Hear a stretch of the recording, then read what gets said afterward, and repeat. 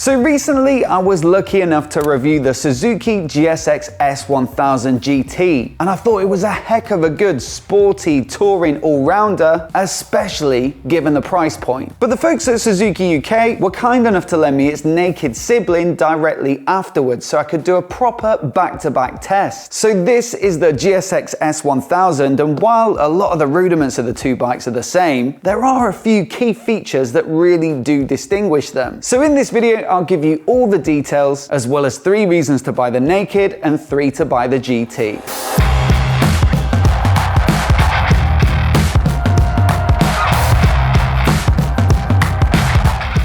But before we get started, a massive thanks to Monomoto for sponsoring the channel. If you're gonna buy a beautiful bike like one of these two, then you definitely wanna make sure it's well protected, and an important part of any security arsenal is a decent tracker. Fortunately, the Monomoto is more than decent. It's a clever little design that doesn't need hooking up to the bike's battery, so that makes it easier to hide deep inside the bike where thieves won't find it. And yet at the same time, it's super efficient, so you're not gonna be swapping the batteries all the time. Now, it's got a brilliant app for managing your devices. It works pretty much globally, and in all my testing I've found it to be super effective and gives you really noticeable alerts if your bike is moved. Plus, they've got a brilliant deal on at the moment, and they've given me a 10% discount code for my viewers, and you'll find it down in the description below. And that 10% discount code works with the sale price as well. So once again, a massive thanks to Monomoto for their support. Now back to the bikes, and I'll start by telling you what these two have got in common. Firstly, the engine, which is their 999cc inline 4, which is derived from their super popular K5 engine, which was launched a number of years back in their GSX-S1000 sports bike. As such, you get plenty of top-end power, so 150 peak at 11,000 RPM, but also plenty of mid-range and torque, so 106 Newton meters at 9,250. On top of that, I really like the character of this engine and the throttle response. The quick shifter is excellent both up and down the box, and I think it sounds pretty nice as well.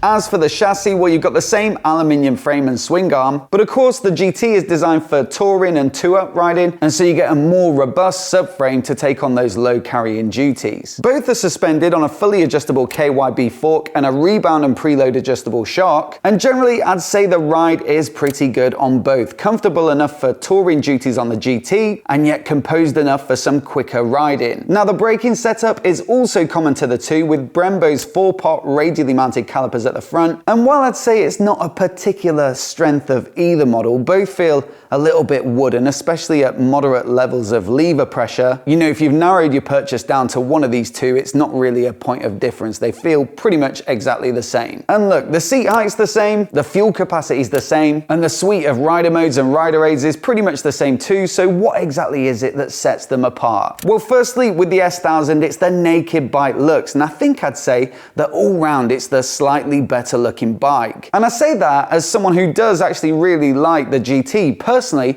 I love that they've gone down that super modern route, and it still looks quite sporty with that big 190mm wide rear tire and the general stance of it. But I do think the headlights are a bit of an acquired taste, and just generally that the S1000 comes together a bit better and has a touch more aggression. Now, stacked headlights always seem to be a bit divisive no matter what bike you get them on, but I've definitely got used to them here, and I really like the front end on this bike. Plus, the way the side panels angle down towards the front makes it look really aggressive too, and I even quite like those fake little winglets. So yes, looks wise, this is the one that does it for me, especially in this sort of matte grey paint job with these fake carbon effect panels. I mean, you could say it's a bit tacky, but I quite like it. Also, there's the fact that it's a little more stripped back, and obviously that means there's going to be less mass to it. So you're looking at a 12 kilogram saving from 226 curb for the GT down to 214 for this bike. Both feel totally manageable with a really accessible seat height of 810mm, but naturally the S1000 is going to feel that little bit more sprightly and nimble. And so if you really just want something for sporty rides and you're not really bothered about covering distance, then this one is going to give you the most zip. And then you've got the price, so £11,399 for this one at the moment, and personally I think it's great value for money. I mean, sure, it might not have the latest and greatest in terms of lean sensitive rider aids,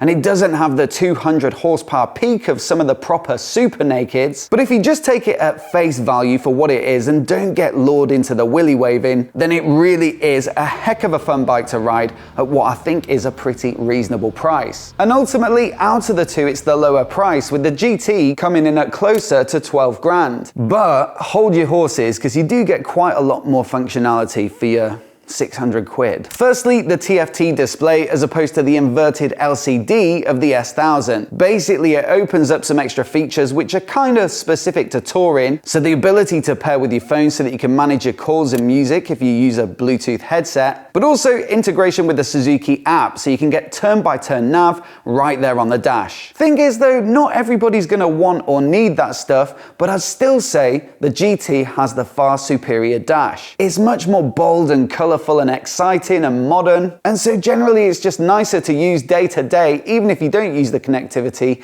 than the slightly dimmer dash on the S1000. On top of that, you've got cruise control on the GT, and it's really nicely implemented with some dedicated buttons on the switchgear. Personally, I don't know if I'd buy a bike now without cruise control, just because of the amount of motorway riding I do to get to press events and things like that. And so for me, it's a massive deal, and of course it makes sense for the more touring biased version. Perhaps some people who are just looking for a fun Sunday bike won't miss it on the naked, and so it kind of comes down to your personal taste and what you use the bike for. Lastly, although the riding position is roughly the same between the two, there is a fair bit more comfort on the GT. So of course the windscreen, and although it's non-adjustable, I actually found it really effective at keeping my torso relatively warm on the motorway. The pegs are a bit bigger and they've got rubber inserts to keep the vibes down, and then the passenger gets a lot more space on the back there, plus rubber pegs too, and some decent grab handles. Then of course you've got the option to fit luggage, and so if you're spending any amount of time on the motorway or commuting or riding in bad weather, or if you're going to go 2-up or maybe do some light touring,